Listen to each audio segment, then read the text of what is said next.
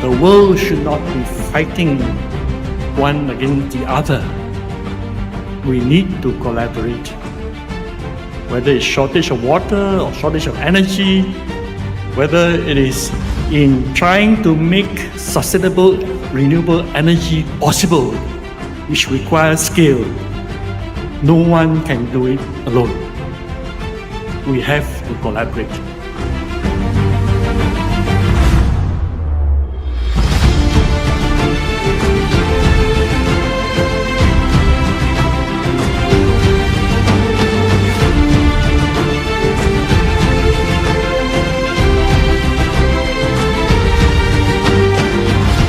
Và ngày hôm nay, năm 2025, chúng ta lại có mặt tại thủ đô Hà Nội để đánh dấu cho hành trình 5 năm.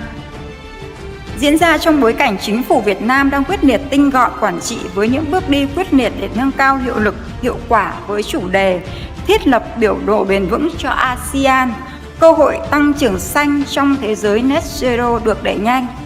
Diễn đàn năm nay hứa hẹn sẽ mang đến một không gian đối thoại chuyên sâu hơn và trọng tâm là những bài học thành công, những thực hành kinh doanh bền vững và đặt ra câu hỏi làm thế nào để đưa tính bền vững trở thành lợi thế cạnh tranh trong môi trường kinh doanh bất định và nhiều bất ngờ như hiện nay.